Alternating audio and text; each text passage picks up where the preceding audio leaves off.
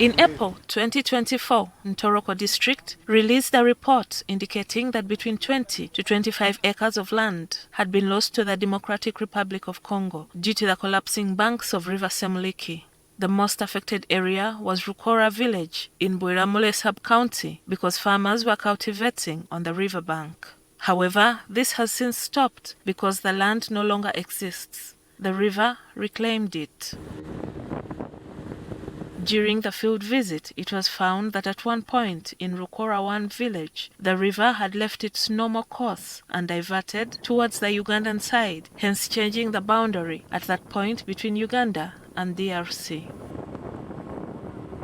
Local leaders have expressed concern that the continuous collapse of the riverbank on Uganda's side has led to displacement of households. Previously situated over 100 meters away from the riverbank, 14 homes have already collapsed. William Kasoro, the LC5 chairperson of Ntoroko District, explains that the situation is different on the DRC side because there is no encroachment on the riverbank. The other side of Congo is not collapsing because there is vegetation, because there is less human activity as a result of the instability, the wars that have been there. So what is happening? The population pressure is in the Ugandan side. Now the Bank of Semuliki has over 8 spots that are collapsing. As a long-term solution, Kasoro suggests engineering interventions such as constructing gabions filled with rocks, concrete and sand along the riverbank.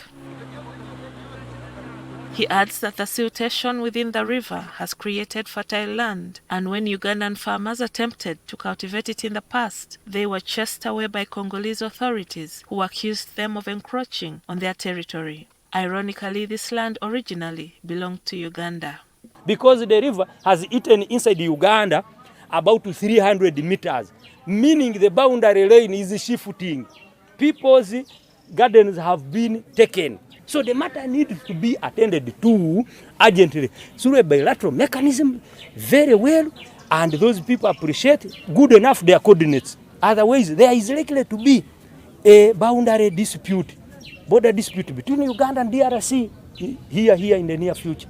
Moses Tibenderana, a resident of Kayanja 2 village, says his house is on the verge of collapsing into the river. His family has lived in the area since 1962, but because of the movement of the river, the graves of his ancestors are now lost. The water has taken my property. What should I do? I was born here and I have also produced children. The government should do something for me. All the graves are in the water. I don't know where this water came from. We built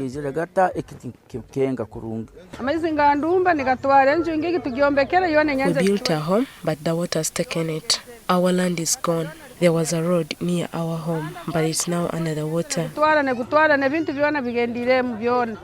Last year, Ntoroko District, in collaboration with the Food and Agriculture Organization of the United Nations and with funding of over 300 million shillings, established embankment structures at key flooding points along the Semuliki riverbank in Bwiramule sub-county.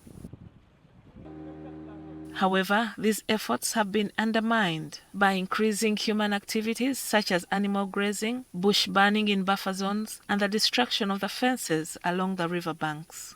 District leaders now propose expanding the initiative to other vulnerable areas along the river. The people in the other sub-counties in the northern direction, Rwenzori, Kiranga Town Parish, Butungama, are saying if you are to embark or to stabilize the whole of the bank, do it up to the other end. Otherwise, the water will be blocked here. It will not hit these people, but it may hit the other people badly. So the project may seem a little bit expensive, but it is less than 20 billion Musua. Dr. Emmanuel Brian Guma, the team lead of the Albert Water Management Zone in Western Uganda, a structure under the Ministry of Water and Environment, says they have spearheaded the development of catchment management plans costing approximately $55 million or 200 billion shillings for the entire Albert Zone. Of course, the Semuliki pours its water into the Semuliki Delta.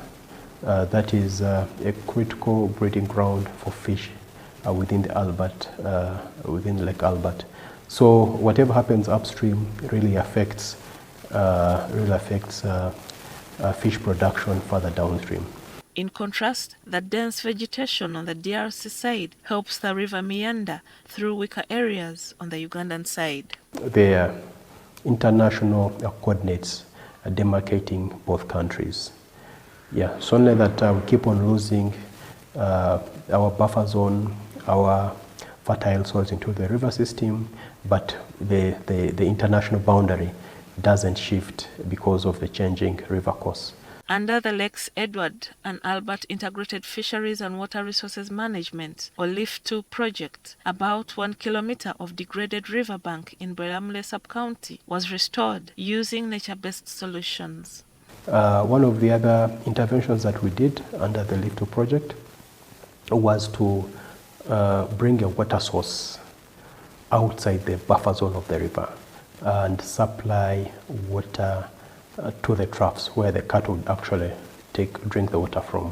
However, these initiatives do not cover the entire riverbank within Ntoroko District due to limited resources. In the district, the river stretches approximately 30 kilometers out of its total length of 141 kilometers from the DRC.